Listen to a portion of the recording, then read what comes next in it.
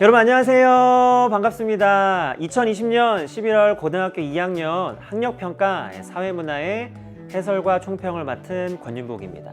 지금 총평 시간이고요. 여러분들 오늘 시험 어떻게 잘 보셨나요?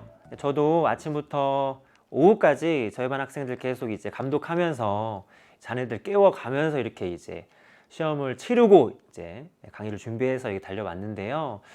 여러분 어떠셨어요? 어려우셨는가? 또 쉬웠는가? 사실은 다양한 의견들이 있을 텐데 결론부터 말씀드리면은 여러분이 2달 전에 보셨던 9월 학력평가나 또 작년 11월에 보셨던 11월 학평에 비해서는 조금 문제들이 시각적으로 조금 볼륨 있고 또 문제 구성들이 조금 복합적이고 복잡하게 구성이 되어져 있어서 시간이 좀 많이 걸리고 다소 어렵게 느껴지지 않았을까 하는 그런 생각이 듭니다.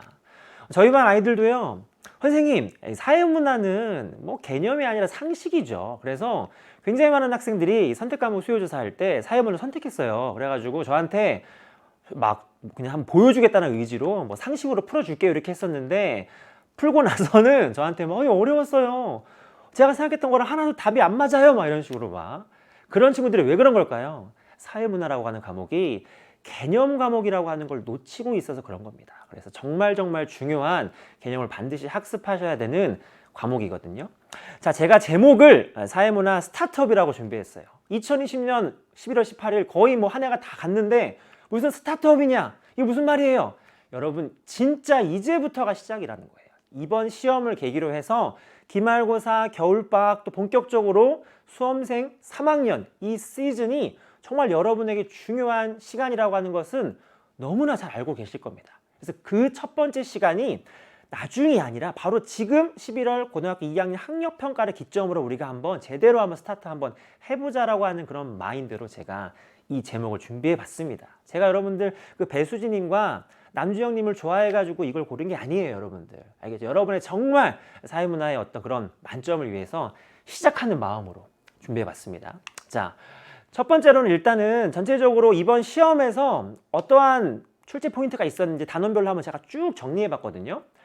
일단은 이번 시험에서는 전체 사회문화가 5단원이잖아요. 그 중에서는 이제 4개의 단원만 출제가 되어졌어요. 그래서 이제 마지막 5단원에 해당하는 내용은 출제가 안 되어졌는데 전반적으로 1단원부터 4단원까지 5문제씩 고르게 출제되었다라고 하는 특징이 있습니다. 일단 첫 번째 1단원에서는요. 여러분 여기 뭐 전형적인 3학년 모의고사에서도 단골로 나오는 부분이에요. 하지만 가장 어려웠었던 부분은 아마 여기 8번 사회문화 현상의 연구 사례에서 실험법을 결합시킨 문제가 아마 여러분 첫 번째 문제 풀다가 브레이크가 걸렸던 부분일 것 같아요. 그래서 실험법의 개념, 독립변수, 종속변수, 실험집단, 통제집단, 사전검사, 사후검사 등의 개념을 정확히 알아야지만 문제를 풀어낼 수 있는 정말 개념이 중요하다고 하는 사실을 다시 여실히 느끼게 해준 그런 문제가 되겠습니다. 자, 2단원에서는 여러분 사회집단 부분에서 특이한 지점이 예전에는 사회집단 문제 풀 때 준거집단이라고 하는 개념을 잘 안 물어봤어요. 근데 이번 모의고사에서는 준거집단이라고 하는 개념을 사용해서 문제가 구성되었다고 하는 특징이 있고요.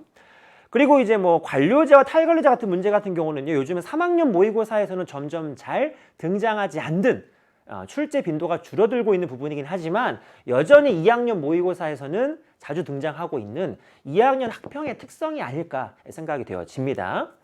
자, 그리고 3단원에서는요, 3단원에서는 여기 첫 번째 문화 변동에 따른 문제라고 했을 때 이것도 사실은 3학년 모의고사에서는 그냥 하나의 선지로 물어볼 수 있는 내용인데 여기선 단독의 문제로 구성이 됐어요. 아마 이것도 이제 2학년 학평 모의고사의 특징 중에 한 가지로 정리할 수 있겠습니다. 자, 그리고 13번에 문화 변동의 요인과 양상이라고 하는 거 좀 중요합니다. 문화 외재적 요인, 내재적 요인, 문화접변의 양상, 문화접변의 결과를 여러분이 복합적으로 그 모든 개념을 주어진 사례에 잘 적용할 수 있는지에 대한 그걸 물어보는 난이도 있는 문제가 되겠습니다.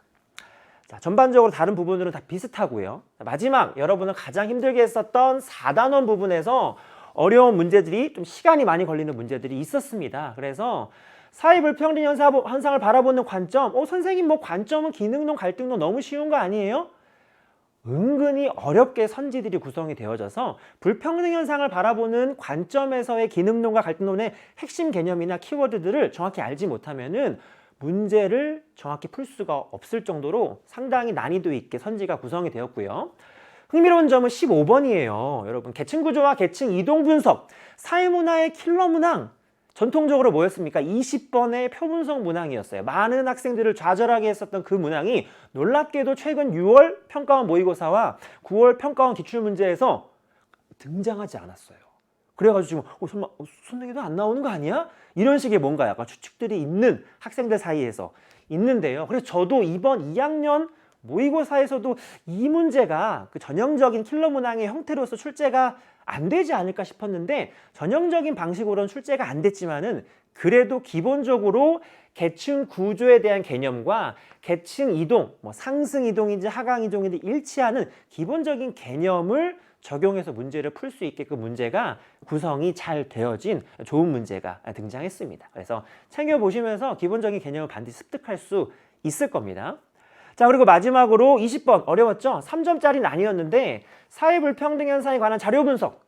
3학년 모의고사에서도 전형적으로 나오는 거예요. 그래서 성불평등, 뭐 임금 격차 등 해서 자료 분석 문제가 나오는데 이번 2학년 모의고사 20번에서도요. 3학년 모의고사에서 다뤄주는 중요한 개념들이 고스란히 나오기 때문에 여기를 잘 학습하시면은 나중에 3학년 모의고사에서도 아마 잘 적응하실 수 있을 거라고 생각이 되어집니다. 자, 그 다음에 여러분 제가 준비한 것은 먼저 화면 다 띄워볼게요. 여기 4번, 3번 순서가 바뀌었지만 자, 빌드업이에요. 빌드업.